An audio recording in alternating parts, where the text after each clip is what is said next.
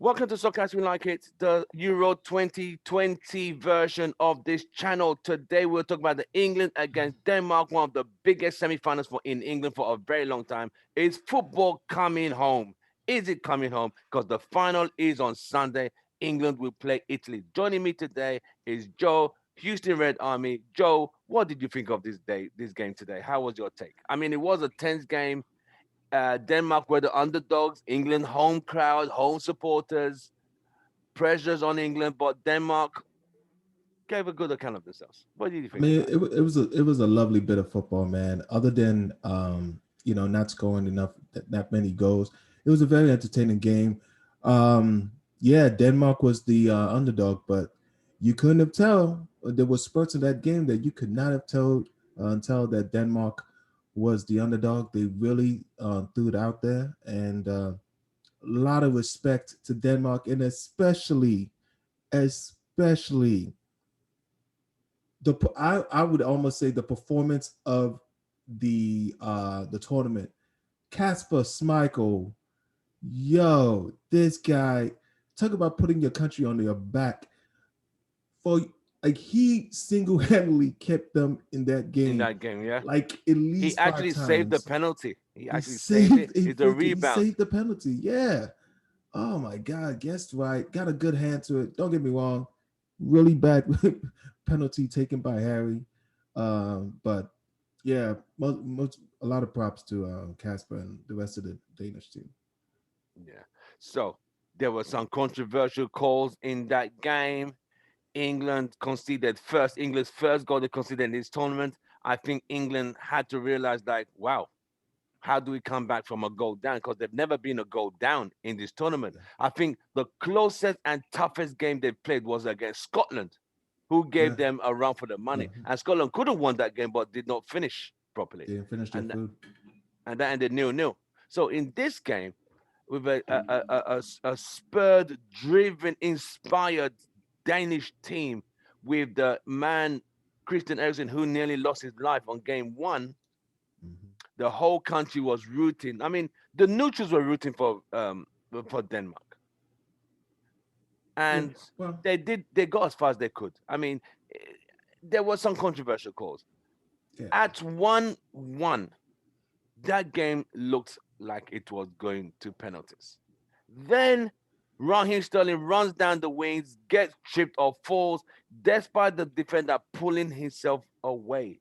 Because you saw the defender back his legs out. So it's Yeah. like Raheem went over it and he backed off. They did the VAR check. The ref didn't go to the screen. He waited for information to come through and he gave a penalty. You've seen that penalty over and over now. What was your take? Was it a penalty? Unfortunately, in a tournament that has been, we haven't seen that much intervention by VAR in a bad sense.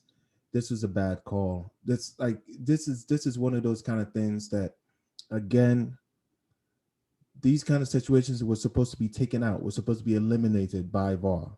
Mm. It's clear. You can clearly anybody can clearly see that the defender pulled his leg away. And it's clear that this is what Raheem Sterling does. He dives in, he runs in, and tries to get contact so that he can topple over. You know, hey, props to him. It freaking worked. But VAR should have had the referee take a look at that play. And I believe they did the Danes a disservice by not letting the referee take a look at that again. Because if he did, he would not have the call would not have stood. Because come on, these guys, this is a professional sport now, right? People, you're gonna touch guys, but like the idea of the rule, you're not supposed to impede a player to act on the ball, right? Raheem Sterling was not impeded from being able to make a play on that ball. Raheem Sterling fell to make it look like, and we've seen him with that scumbaggery at City all the time. It's nothing different. It's not the same old Raheem I see Sterling. your United coming out. Yo, I mean, don't get me wrong. Hey, He has been very inspirational for England. I think Oh yeah, without Raheem Sterling in that England team, I don't think England are in the semifinals. no Right from pulse game one, at all. his No goals, pulse. his okay. We have someone joining in.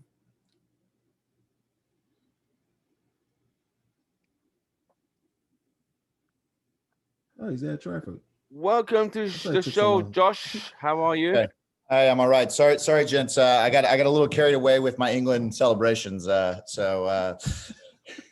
We were just talking about where this game had some very, very delicate calls. A lot of people in social media in Europe is saying Denmark were robbed. That penalty was never a penalty. I've looked at it so many times from different angles, and it seems the defender pulled back, and so Raheem just goes over. yeah. Also, I want to introduce everyone. This is my friend Tarek. Tarek is actually from Paris, Hi, but hi, Chuck. Hi, his hi parents guys. his parents grew up in Italy, so Oh, he's got a lot of different loyalties going on. He said if you actually ask him, he's been cheering for Italy in the Euros, but he actually said that he's really happy about the England Italy final because he feels that he can be happy either way.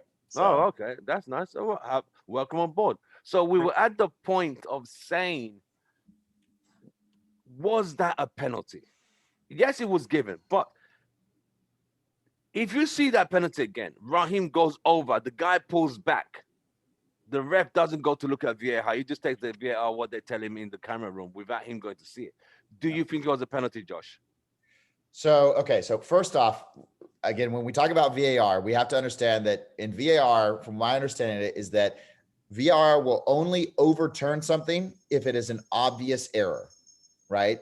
And so if like with offside, you can it's pretty binary, right? You can say the guy, like they could draw a line and you say he's on Yeah, or he's yeah, off, yeah. right? Penalties are not that way, right? So with penalties, you can go and say there was contact. Was it enough contact to warrant a penalty? Maybe not. But from my understanding is that if the referee has already called the penalty and it wasn't just a complete simulation, a complete dive, they're not going to overturn it, right? So I think when we need to go and limit our expectations of VAR, all right, when it comes to penalty situations like that. Now, that being said, my personal opinion, looking at that, I thought it was a pretty weak penalty. Yeah. I thought, I think that might be a call that if I were the referee, if it occurred in the middle of the pitch, I would go and give it. In the box, I don't think so. Right. So it was pretty. That being said, well, it's also interesting. I don't know if I feel you, but my mom she's retired now, and so she spends her time watching football all the time, and so she's the one who's actually texting me, and so she specifically texted me today when that Right. happened, and was like, "I didn't think that was a penalty, Wow. but I thought one of the previous ones should have been given a penalty, so I don't feel bad about them awarding the penalty because Right. I think England was due." Right. So I think in the grand context of things, so like individually, do I think that was a penalty? No. Am I upset that England got the penalty and that they won off of it? Also, no, because I think that they should have had a penalty earlier, and I also think that they had to run a play and were the better team today. So Right. that's my take. I don't know, Tarek, what do you? Chuck, what did you think about the penalty decision? I get your question. I think it's a really good question. Though I think that we'll never know because I agree with the fact that Sterling probably would have done nothing with the ball, but because Denmark, like the defender, didn't let us see what was going to happen, it was you have to like, how can I say that? Like give the attacker an Yeah. advantage over Yeah. the defender because if the defender was smart, he would have let Sterling like continue and maybe do nothing with the ball. But like we want to see offensive play. So it was a good thing from the referee to protect the attacker, if that makes sense. Right. Right. I get it. I mean, because I've been going through social media and everyone in Europe are saying Denmark were robbed. This is daylight Robbie. UEFA just want to sell more tickets for England to play Italy, a two big teams that they're trying to make sure. Well, it is what it is. They're gonna be conspiracy theories, but I would say Denmark cannot be ashamed of themselves because they really did very well in this tournament without No, a I think doubt. they did. I I thought the think they did. keeper played a very heroic day, considering what happened to Eric Christian Eriksen. Christian Eriksen. I'm going to turn the other way around. Christian Eriksen. Whatever happened, Drew, what happened to him at the first game? They dug deep, carried the country on the back, and kept going and going because it could have been a different story had he died. But we No. touched. Well, because what we were talking about this today is that Denmark actually they lost their first two matches, They did. The first Yeah, they did. game. right? That very game they lost. And And so after that, they've moved on. but then they were still able to qualify for the matches over, and so they showed a lot of heart. And I mean honestly, I don't care what team you are, making the semis of a Euros is not a bad result. No. I mean, I did, like that. Nobody can be ashamed of that. Right. So, but I think if you actually look at the overall play today, in my opinion, and again, as an England fan, maybe I'm biased, but I still thought that England had the better team. Right. That free kick. What was your take on that free kick that Denmark scored? I mean, I think, I don't want to go and take away from him because I think it was a well taken free kick. I think, I think, the ball definitely, he put a lot of pace on it. It was was a lot high, of bend on that ball. just under the crossbar. However, when you look at its placement, that the ball was not in the corner, right? It really was more central. Yeah. And so for that reason, I do have some questions about the goalkeeping. Right. And I do feel that had the goalkeeper perhaps gone and done things a little bit better, I think that was a very savable free kick, in my personal opinion. Yes, I think some people said that Pickford was poorly placed. Some have said I thought the free kick was well taken because the ball was just over Harry Kane's head and just kept going away from the keeper. I think he saw it late. I think he Well, kind of saw it saw it late. late. Well, By the time I he think- reacted. Yeah. Well, and I think that was that was my thing is that as a keeper, though, you also want to set up your wall and different kinds of stuff to give you the maximum visibility. And if you looked at it, the Denmark players actually set themselves up specifically to go and limit his visibility. And that's why I think he did react late. But as the goalkeeper, I think when you're setting up your wall, you have to go and take that into account and make sure that you're setting up the wall accordingly and make sure that you're telling your guys, okay, make sure that you're pushing these guys out of my line of vision, that kind of stuff. So again, I don't want to take anything away from the free kick because I think it was still a well taken free kick. Yeah, it was far out. It wasn't. It was quite far out. It wasn't close. It wasn't. I think they said 31 meters was what I heard. So I mean, and it was struck with pace and all of that kind of stuff. But again, for that same reason, if a free kick is that far out, you should have time to react. Exactly. Right? So Turk, what was your take on that free kick? Something beautiful. For the little story, I was going to the restroom, so I only saw the replay. The replay, I felt that a goal was going to happen, but when I saw the replay, for me, nothing to say. Beautiful free kick. I'm not going to judge Pickford. Probably was hard to stop. Beautiful free kick for me. Joe? No, that was all Pickford. That was David De Gea would have stopped it. If that was Hendo, he would have stopped it. Joe Hart would have put something on that, man. Come on, let's go. Joe Hart, on, really? We're going down that road? No, it's just that he was in a bad position. It's inexcusable. It's just inexcusable. Yeah. The ball was in the middle of the goal. It doesn't matter if you're a goalkeeper, you're supposed to position yourself in the right place for you to be able to see it, and you didn't. Don't get on top of that. It was a well kicked ball. A lot of pace on it. The way it just like Harry Kane is not no short guy, and it went over him as he was jumping, and it still was able to dip in. Yeah, it went up and it was still well dipped taken. in. That's a very well kicked ball, But I think Pickford could have done more. Right. So at that point, England had just conceded the goal. This was the first goal England had conceded in this tournament. So I think the shock of conceding a goal first, but they dug deep to find an equalizer. You saw that cross from Xhaka. That own goal You know, it was an own goal that Yep. was across that gave England the equalizer. What at that point? What did you think England were going through at that point, Josh? Well, honestly, I think that was actually a good example of how this England team is different than English sides that we've seen in the past. Because I think there have been times when English side, goes down and they're not able to bounce back. And you know what? Whenever that goal got scored, I feel like the England team that just gave them more energy. Mm, Honestly, they stepped up and said, "Well, hey, we got to start." I think they were sitting back a little bit too much at that point, and they said, "No, you know what? We gotta start going forward. We gotta start making things happen."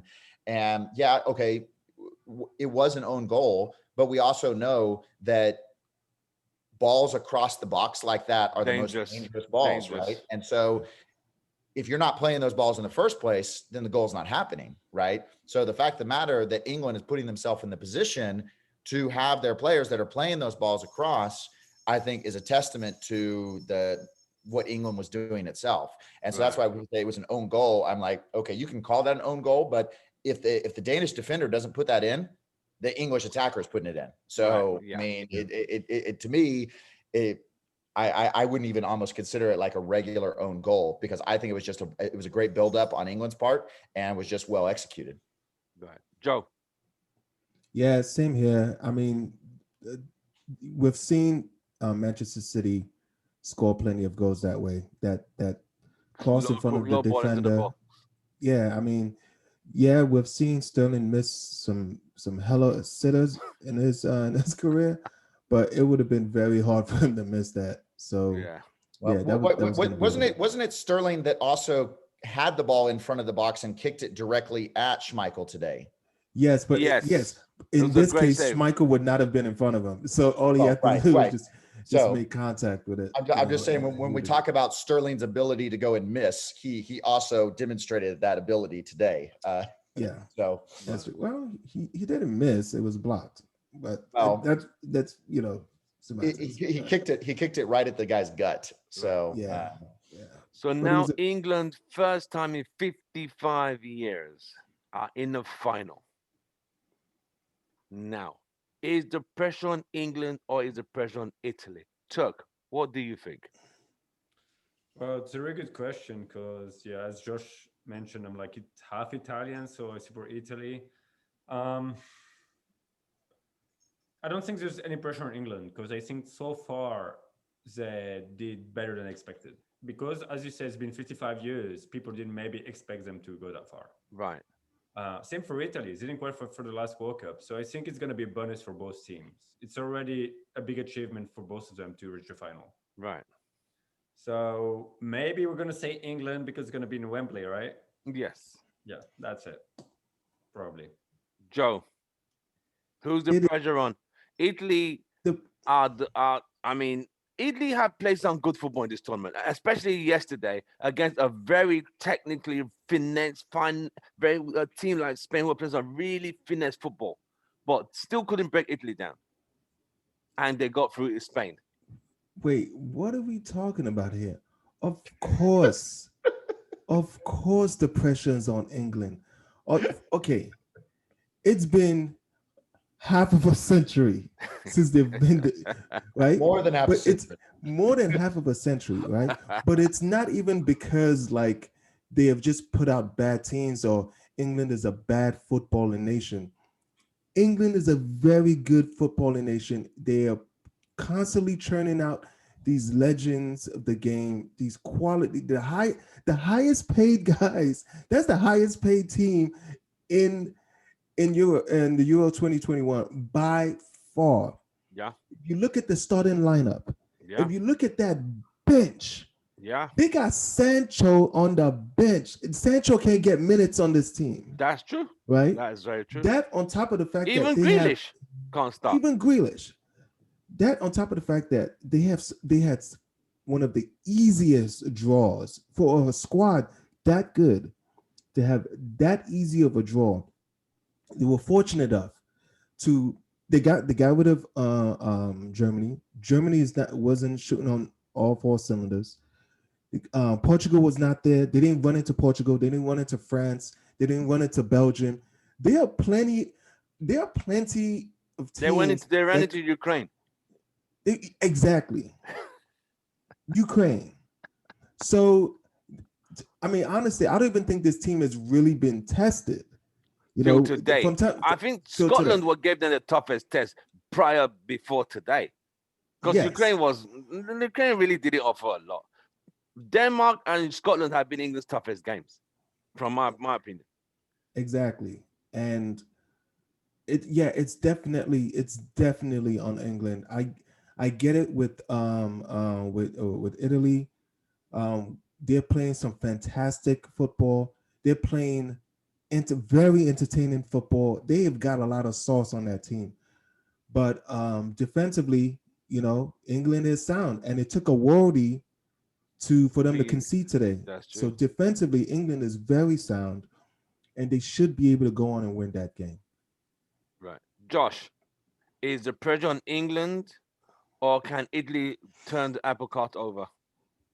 Honestly, I think there's more pressure that on me just going and watching this, supporting England.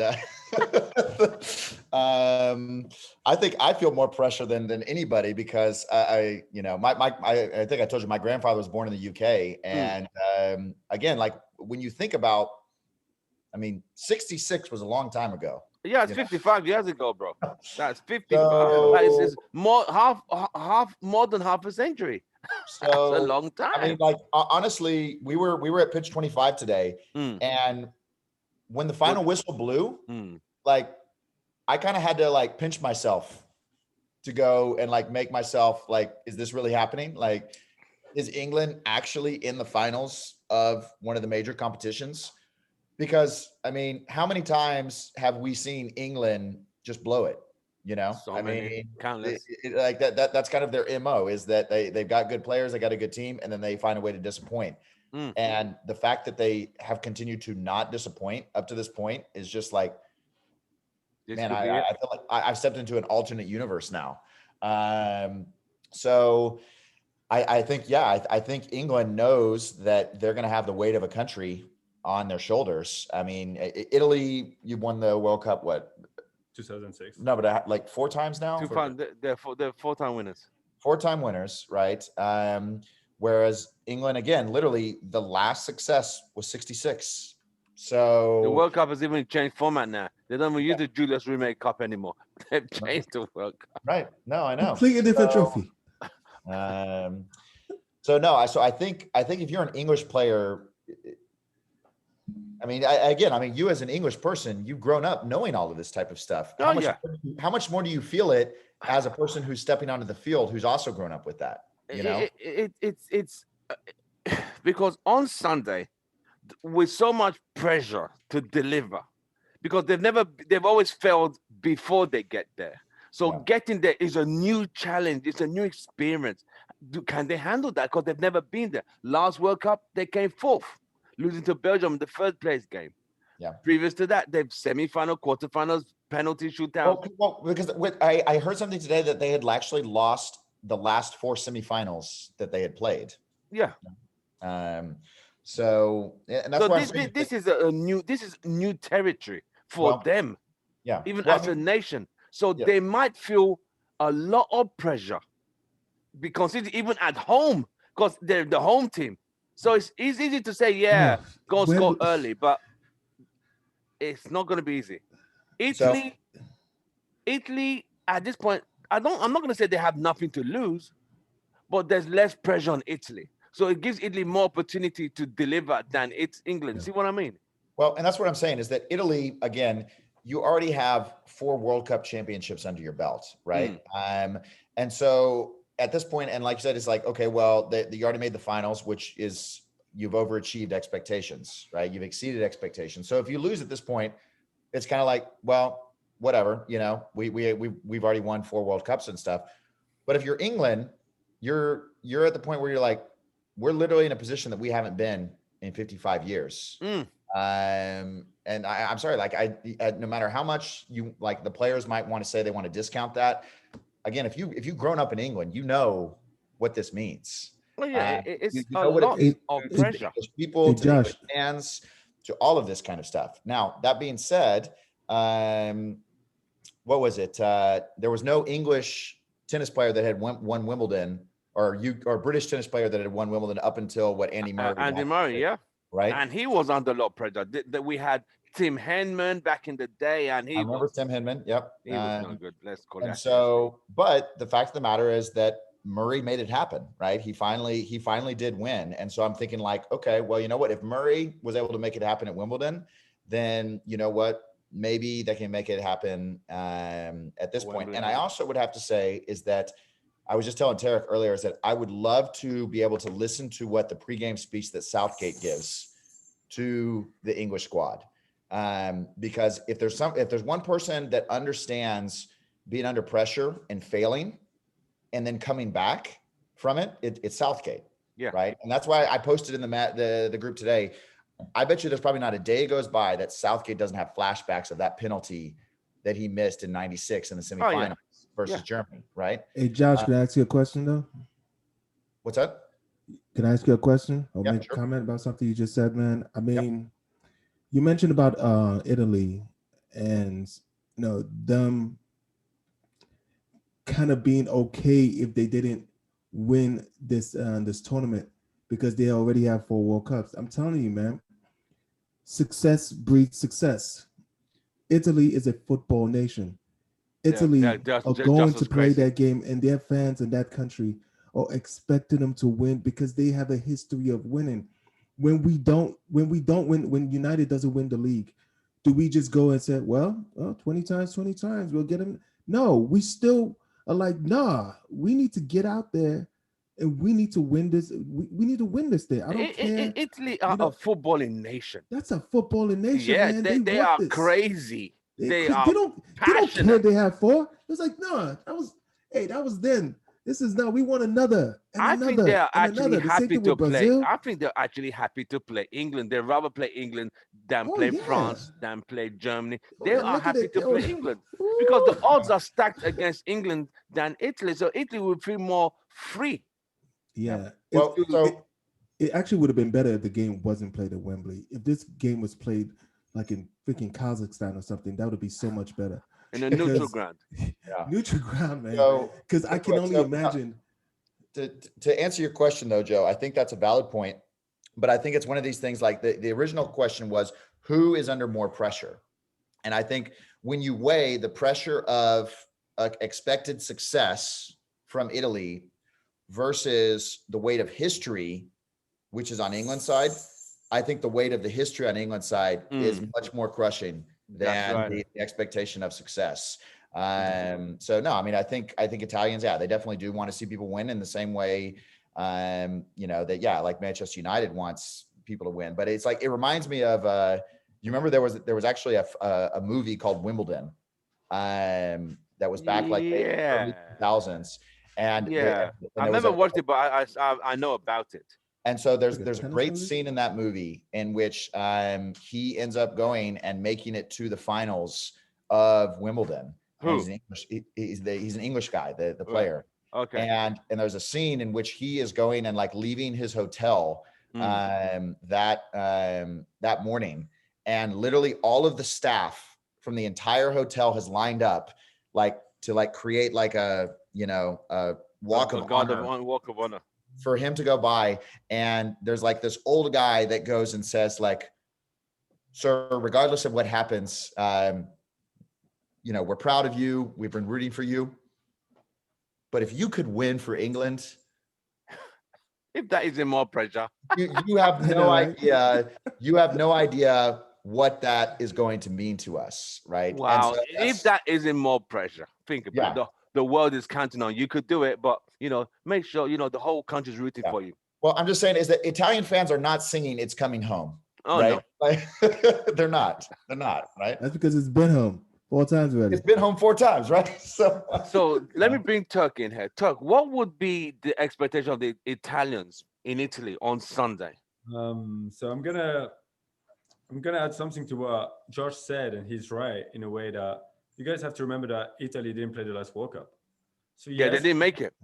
We're a nation of football, but in the same way we didn't play the last World Cup, people are not going to expect the same as if we did.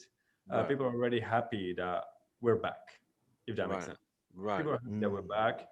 Of course, Italy's national football, so of course we're expected to win. Everyone expects Italy to win because we're the second best team in history after Brazil.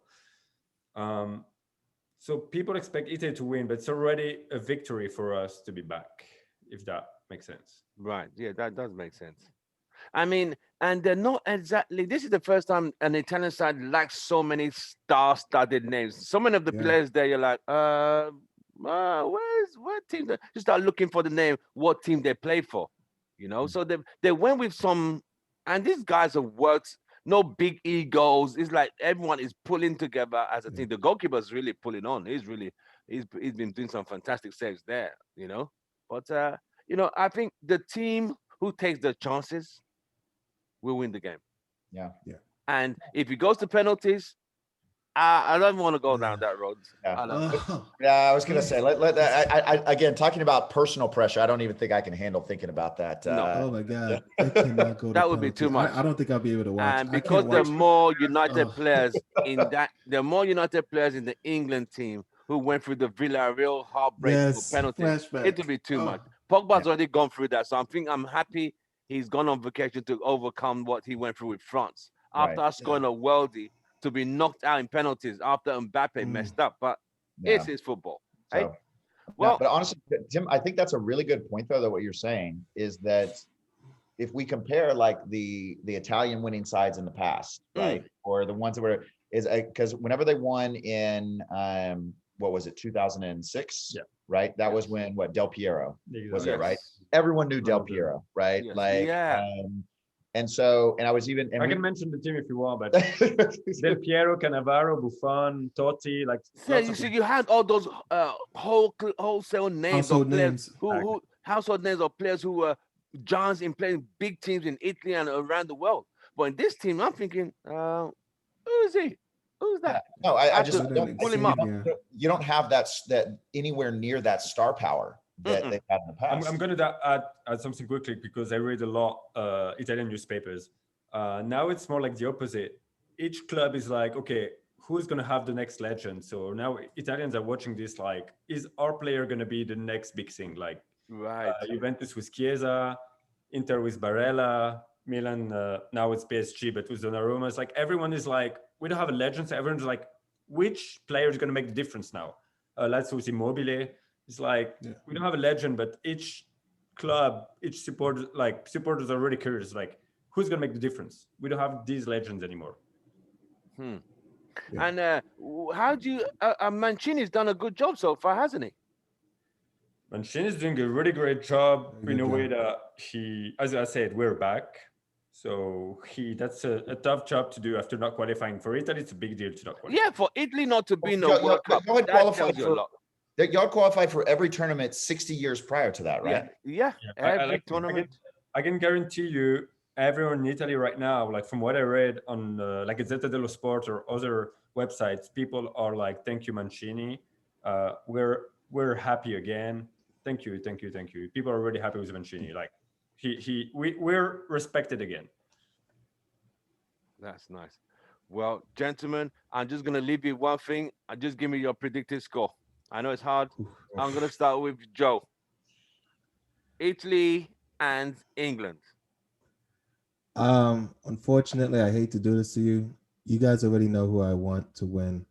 I am not going to jinx anything. I am going to refrain from making that call. I'm sorry.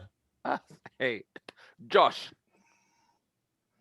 Honestly, I was hoping that you wouldn't ask this question because I feel very similar to. That was you were not gonna escape it. I saw you were trying to make a quick exit. No, mate. Uh, I mean, like I said, when we think about the history, what's at store here, and well, and after we've seen England, I mean, let's be honest, the story of the English national team has always been one of hype and then underperformance. Yeah. Obviously, yes. Every single tournament, oh, look at the players, and then even the like going and talking about all the wags that they have and stuff, and then Believe me, they've had some great players, but they just the Great players. golden generation, Paul Scholes, David Beckham. Think of the players they had there and still always failed. yeah. So, um, Yeah, no, I feel like I need to like cross myself and like light a candle before saying any of this kind of stuff. So again, I obviously I'm biased towards England, but I do think that pound for pound, when we compare them versus Italy, I think they have Just the a bit more. I think they've got the higher quality side. It, And so I think as a result of that, I think we could see a 2-1 victory for England. 2-1 victory for England. Turk, I'm gonna let you have the last say. Okay, because I'm Italian, I'm gonna say it's gonna be a really tight game, and we're gonna say 1-0 for Italy. 1-0 for Italy. Yeah, Wow. because I'm Italian. Though, if we have a little bit of time, I wanted to ask you two quick questions. How, because you guys are Man United fan, right? Mm. Right. yes. I want to know how you feel about Rashford not playing. Uh, And kind second of, kind question, of this. Yeah. Second question. What was the second one? second question also after, like, how do you guys feel about Kasper Schmeichel playing today? Even though he didn't play for United, he's still the son of a United legend. Yeah. Also, how do you feel about him? How about his game? All right. I'll answer the first two. Um, in terms of Rashford, I'm quite disappointed he's not getting a lot of game time. I think is it because he's not fully 100% fit, or he played too many games, or he's because he's injured. So I'm not happy that Rashford is getting 5-10 minutes here. So he's not making any impact. He's not really done anything. Not scored. He's contributed absolutely nothing. So he might as well just have just stayed on the bench because and Sancho, I'm not happy, but Southgate seems to have a formula that works for him. You know. As for Kasper Schmeichel, he's been fantastic in his tournaments. Absolutely fantastic. His father won the European Championship in 1992 with Denmark, who came in as a replacement. They didn't even qualify. They called in as a last minute, come and replace this country who pulled out. You go in there. And they won the whole thing. Just like that. They won the whole tournament. So the question actually, would you like to have him as at Manchester United? It won't be bad, but I can't see it for some reason. I can't see it because I mean, it would be great for him to be a United keeper because he is a very good goalkeeper. Let's not Very let's good not keeper. let's not say, but I He, think he, there are he kept Denmark in the match today. Oh yeah, There was that one header from Maguire, right? yeah, That he twice. took down, and so he's a world class keeper. I don't think Yeah, anybody. without a doubt. I think it's time. Maybe he might move away from Leicester City and go to a bigger club. Yeah. But with can he ever be a United keeper? You never say never. You never know.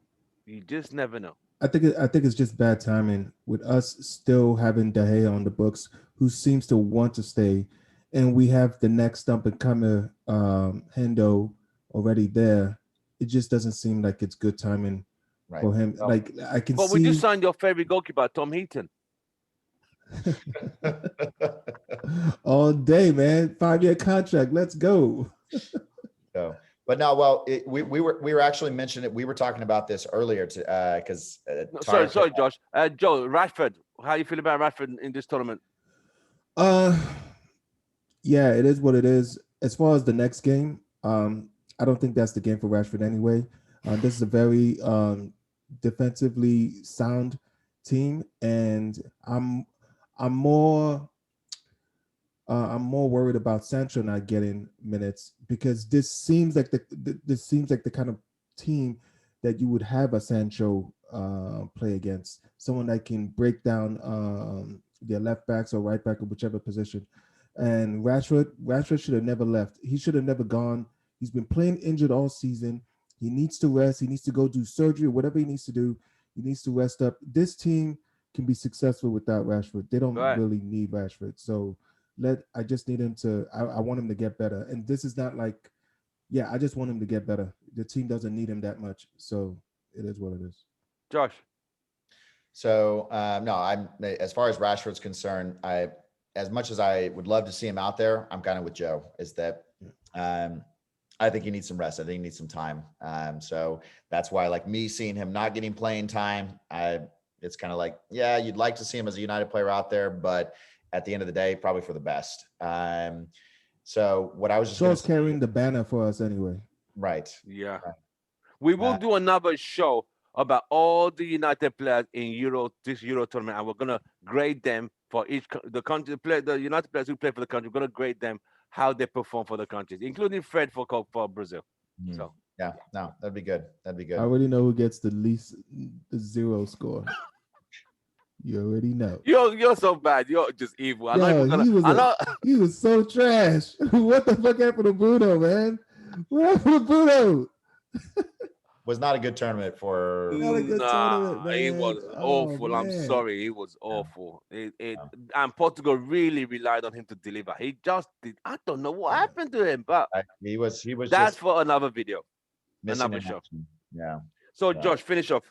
No, what I was just going to say is that me and Tarek were, because he asked me the same question about Casper Schmeichel, and I, even as I was watching this, like as I was watching Schmeichel in goal today, and I was thinking, and it reminded me of the days when Peter Schmeichel was in goal for Manchester United, and those were some great days. Oh, I mean, we've all seen the highlight clips of Peter Schmeichel making saves that just almost nobody else in the world could make, and so, I said like from a like idealistically, I would absolutely love to go and have Casper Schmeichel in goal with Peter Schmeichel in the stands cheering him on.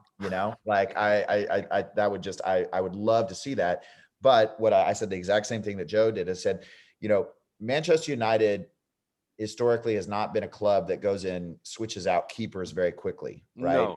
It has to be a goalkeeper who just really felt like Right. Tim So Howard was doing well till he dropped a goal last right. minute against Porto. And Yep. Ferguson said, you know what? You're done. Later. Yep. To Bye. the gulags you go, sir. So, but what we were saying is that if you look at like, okay, De Gea has been at Manchester United for how many years now? Coming on since 2010 or 2011. So almost a decade, right? Mm. So, and then if you think about then, like before him, Van der Sar was there for, 7 seasons. how long, right? And then like before then, okay, yeah, you had like some little stints with like Barthez and well, we were actually talking about, you remember Taibbi? Oh God, no. Oh God, no. I don't. You see, it's so bad. I don't even class him as a goalkeeper. I say he was making an appearance for he was replacing the goalkeeper who was injured for the day. It was a day out. Like a Make a That guy. Wish That Foundation. guy Yeah. make a wish. That's horrible. So That all was right, awful. I think in 2 games he considered 9 goals. I think it was 8. it was something bad. I remember that. But before then though, and then you had Schmeichel that was there for a long time. So anyways, point being is that Manchester United is more generational, it seems like, when it comes to their goalkeepers. They're not swapping people in and out. And for that reason, I think Manchester United and a lot of us fans, like we're saying with Dean Henderson, it's like, okay, De Gea has been there for a decade now, probably coming to the end of his time. But Dean Henderson is a young guy and could be the next person that goes and spends another decade, Right. And if that's the case and he's performing well, you can't, there's no way that you would say we're going to go and bring in another keeper Right. like Casper Schmeichel or whatever. Let me throw this in there. Is Kasper Schmeichel better than Dean Henderson? Yes. I think so. Yes. Josh? Yeah. Kirk?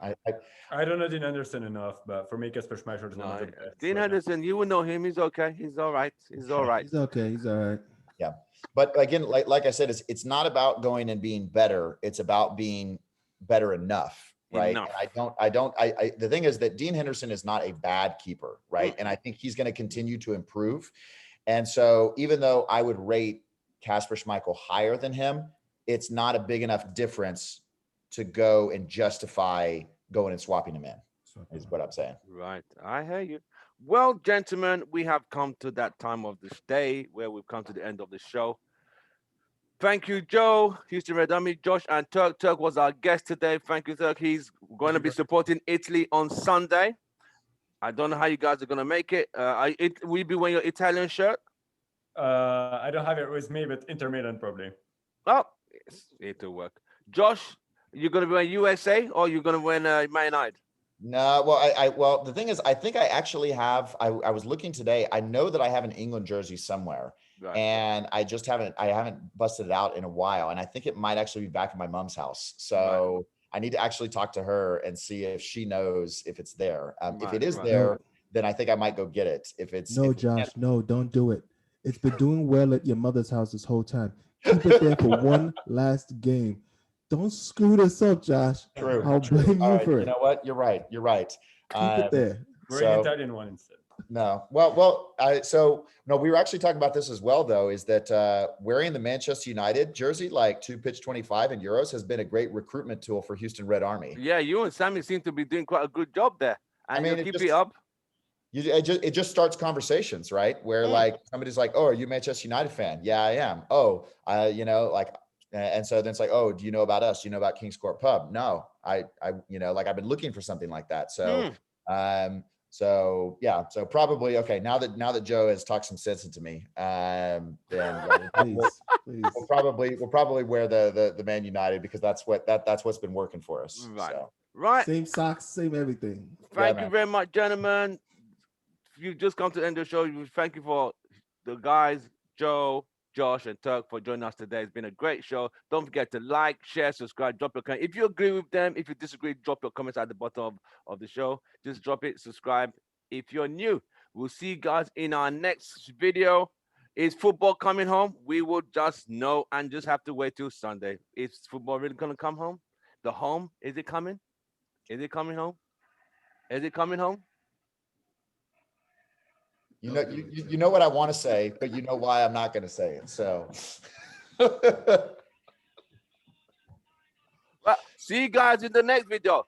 Football might be coming home. It might. I'm not saying it is. It might. I'm playing it safe. Because a lot of people are going to. I told my friends, if they don't win, please do not call me. My phone is going to be off. I'm going into hiding. Now the pressure is on you guys. That's right. That's why I'm going to disappear if things don't go according to plan. See you guys in our next video. All right, guys. Take care. Man United.